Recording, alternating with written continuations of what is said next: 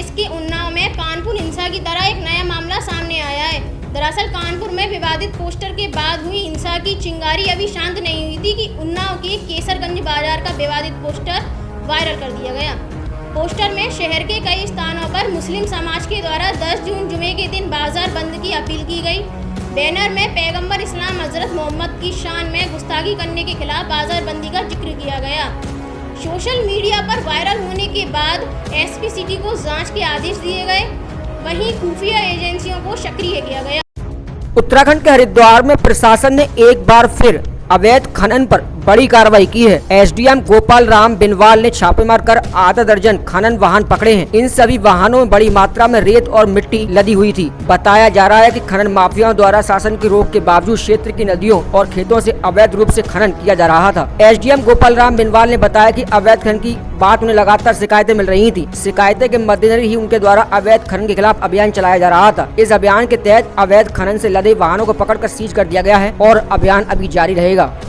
उत्तराखंड के हरिद्वार में मिली जानकारी के अनुसार भगवानपुर क्षेत्र के रायपुर में एक टेम्पो सवारी लेकर रुड़की की ओर आ रहा था, तभी सामने से जा रहे एक ट्रक से उसकी भिड़ंत हो गई। चीख पुकार सुनकर आसपास के लोगों ने घायलों को भगवानपुर हॉस्पिटल पहुंचाया, जहां से 2 लोगों को हायर सेंटर रेफर कर दिया गया है और 4 को रुड़की सिविल हॉस्पिटल भेजा गया है। वहीं डॉक्टर वंदना ने बताया कि भगवानपुर क्षेत्र के रायपुर में ऑटो का एक्सीडेंट हुआ है, जिसमें 4 लोगों को यहाँ लाया गया था, जिसमें से एक मृत अवस्था में था। उत्तराखंड के हरिद्वार में मुख्यमंत्री पुष्कर सिंह धामी आज हरिद्वार दौरे पर हैं, जहां उन्होंने कनखल के जगत गुरु आश्रम पहुंचकर शंकराचार्य स्वामी राज राजेश्वरम से मुलाकात कर आशीर्वाद लिया। उपचुनाव में जीत के बाद मुख्यमंत्री पहली बार हरिद्वार पहुंचे थे। मुख्यमंत्री दौरे के दौरान भाजपा नेताओं ने उनका जोरदार स्वागत किया। मुख्यमंत्री ने कहा कि आज गंगा दशहरा का पावन अवसर पर वे मां गंगा का आशीर्वाद लेने आए हैं। उन्होंने सभी श्रद्धालुओं और गंगा भक्तों को शुभकामनाएं दी और कहा कि उन्होंने मां गंगा की प्रदेश की खुशहाली के लिए मां गंगा से कामना की है। 4 धाम यात्रा पर बात करते हुए मुख्यमंत्री ने कहा कि सरकार का उद्देश्य है कि यात्रा पहुंचने श्रद्धालुओं को किसी तरीके की दिक्कत ना हो, यात्रा सरल, सुगम और सुखद होनी चाहिए। उत्तराखंड के हरिद्वार में उरेड खानी के काश्तकार पॉली हाउस में बेमौसमी सब्जी, मशरूम उत्पादन के साथ ही उन्नत बीजों और तकनीकों का प्रयोग कर अपनी आर्थिकी को मजबूत कर रहे हैं। डीएम विनीत कुमार ने अनुसूचित जाति बहुल गांव उरेड खानी का दौरा कर सब्जी उत्पादन के साथ ही आजीविका संवर्धन के कार्यों का निरीक्षण किया। किसानों ने डीएम से अपने अनुभव भी साझा किए।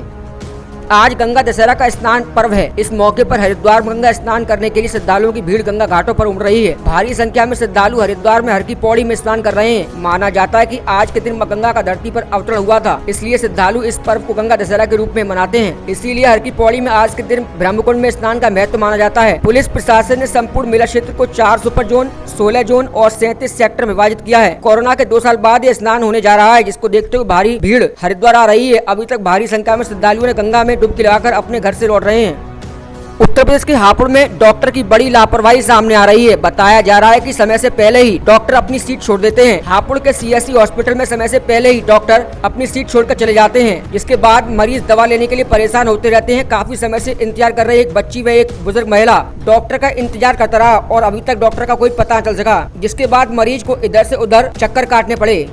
खबर उन्नाव से है, जहां कानपुर में विवादित पोस्टर के बाद हिंसा की चिंगारी अभी शांत नहीं हुई थी कि उन्नाव के केसरगंज बाजार का विवादित पोस्टर वायरल कर दिया। पोस्टर में शहर के कई स्थानों पर मुस्लिम समाज के द्वारा 10 जून जुमे के दिन बाजार बंद करने की अपील की गई है। बैनर में पैगंबर इस्लाम हजरत मोहम्मद की शान में गुस्ताखी करने के खिलाफ बाजार बंदी का जिक्र किया गया है। एसपी ने सोशल मीडिया वायरल होने के बाद सीओ सिटी की जांच के आदेश दिए हैं। एलआईयू और आईबी खुफिया एजेंसी को सक्रिय किया गया है।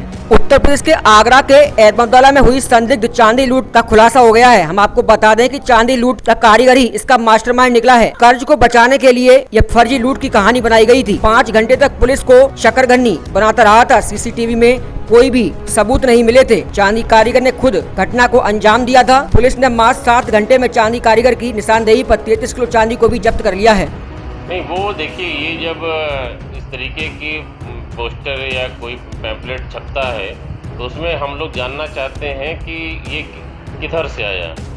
तो उसी के संबंध में जब विभिन्न धर्म गुरुओं से बात हुई तो उन्होंने कहा कि नहीं, ऐसी कोई बात नहीं है, और उस चीज़ का उन्होंने खंडन किया है कि कहीं कोई बाजारबंदी की बात नहीं है, कहीं कोई भी कार्यक्रम जिसमें किसी प्रकार का डिस्टर्बेंस हो वो करने की बात नहीं है। और अपने लोगों को ही उन्होंने बिल्कुल ये बताया है कि कहीं इस प्रकार की कोई कार्यक्रम की योजना नहीं लगाएंगे। कुछ संज्ञान में आए थे, लेकिन पूरी तरीके से प्रशासन सतर्क है और 1-2 जगह जो मिले थे वो तत्काल हमारे पुलिस के अधिकारियों ने LIO का संज्ञान ले लिया है। कहीं किसी प्रकार की कोई समस्या नहीं। ऐसा कोई व्यक्ति आया सामने या फिर कोई जानकारी मिली? वो आदमी व्यक्ति सामने आ जाएगा तब तो फिर कार्रवाई होगी।